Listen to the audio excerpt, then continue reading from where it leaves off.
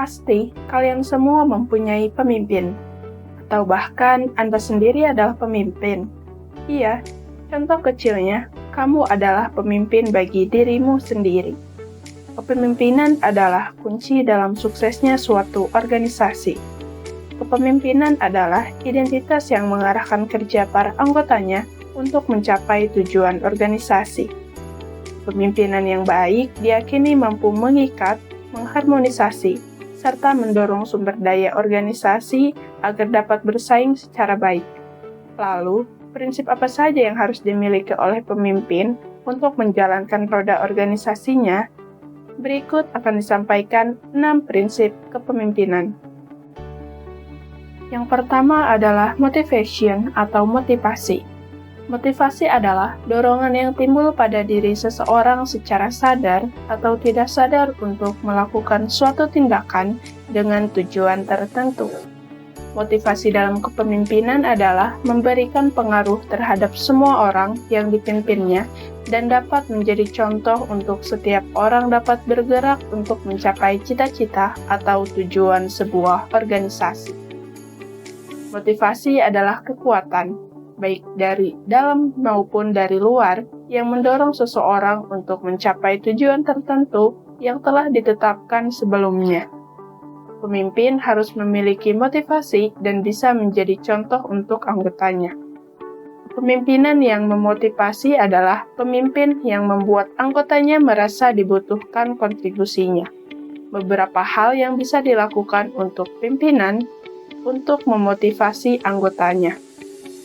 Yang pertama, tanyakan jika terdapat kesulitan atau hambatan yang ditemui dalam melaksanakan pekerjaannya. Yang kedua, berikan pujian yang memang pantas didapatkan, bukan sekedar basa-basi.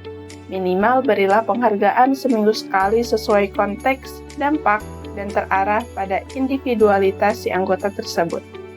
Yang ketiga, mintalah ide-ide baru, dengarkan masukan dan pemikiran sang bawahan dengan penuh perhatian. Doronglah keberaniannya berbicara dengan menjadi pendengar yang baik. Yang keempat, bangunlah keakraban.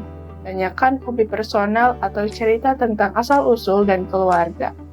Nilailah karakternya serta pahamilah kepribadian sang anggota. Dan yang terakhir, tetap menjaga karisma dan jangan terlalu berlebihan dalam memberikan penghargaan. Selanjutnya, prinsip kepemimpinan yang kedua adalah empati. Empati adalah sebuah keadaan mental di mana seseorang merasakan pikiran, perasaan, atau keadaan yang sama dengan orang lain.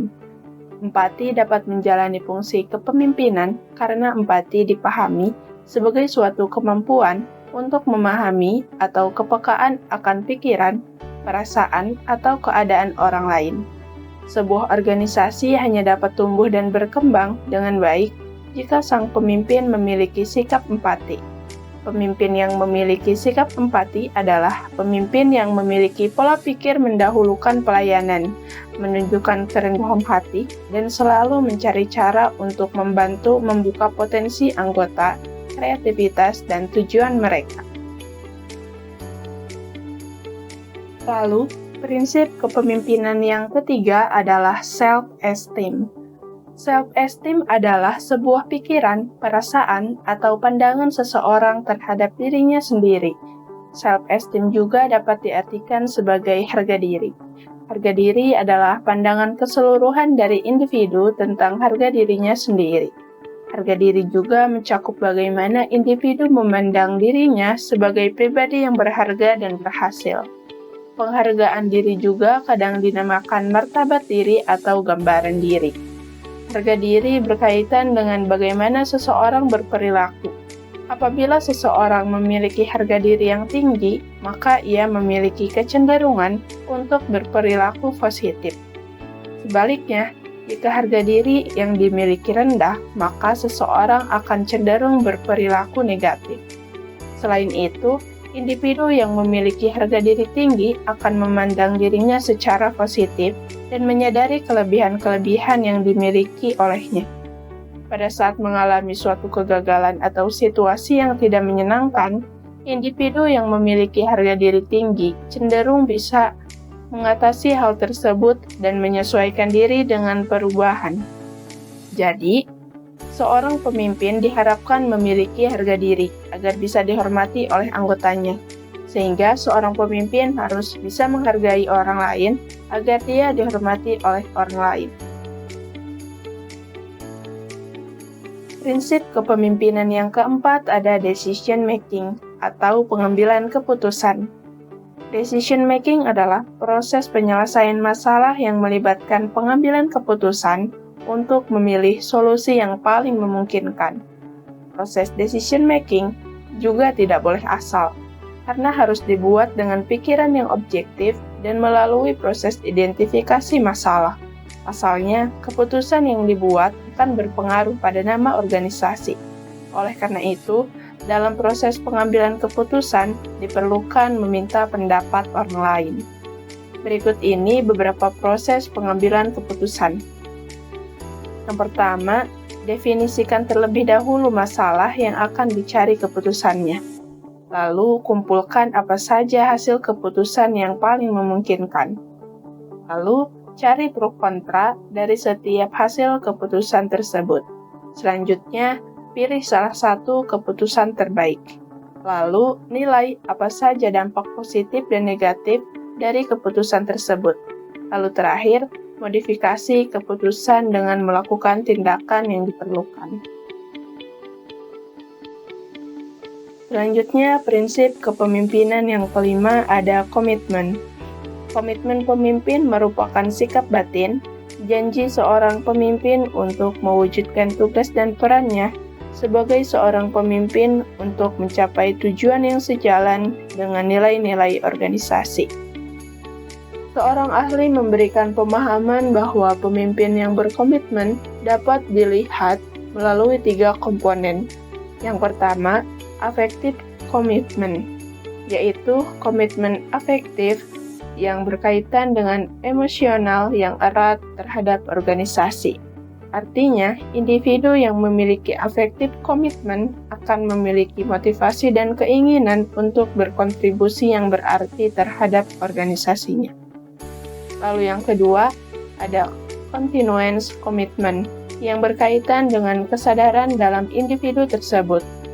Continuance commitment berhubungan dengan bagaimana anggota organisasi merespon ketidakpuasannya terhadap kejadian-kejadian dalam pekerjaan dan tidak ada rasa peduli terhadap kejadian yang tidak baik yang terjadi dalam organisasi.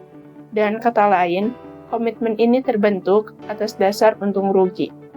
Dipertimbangkan atas apa yang harus dikorbankan bila akan menetap pada suatu organisasi dan kebutuhan untuk bertahan tanpa adanya kontribusi positif terhadap organisasi. Lalu yang ketiga ada normative commitment yang berisi keyakinan individu akan tanggung jawab terhadap organisasi. Ia merasa harus bertahan karena loyalitas. Oleh karena itu, diperlukan komitmen dari seorang pemimpin untuk mencapai tujuannya.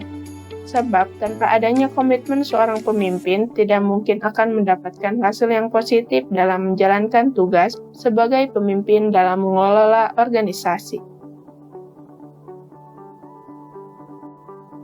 Selanjutnya, prinsip kepemimpinan yang keenam atau yang terakhir, yaitu interpersonal awareness atau kesadaran antar pribadi.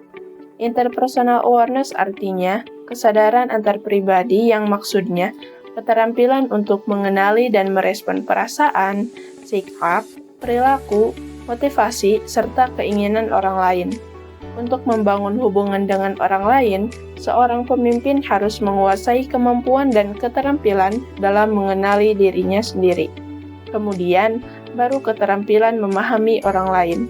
Keterampilan mengekspresikan diri secara jelas, bagaimana merespon, bagaimana menyampaikan pesan dan maksud, bagaimana menyelesaikan masalah, bagaimana berperan dalam tim, dan lain-lain. Contohnya, seorang pemimpin yang mampu menjalin dan menjaga hubungan dengan anggotanya agar tetap harmonis. Itulah 6 prinsip kepemimpinan. Semoga bermanfaat. Saya Winawardani, mahasiswa Universitas Muhammadiyah Bogoraya semester 2, program studi Administrasi Pendidikan, pamit undur diri. Terima kasih.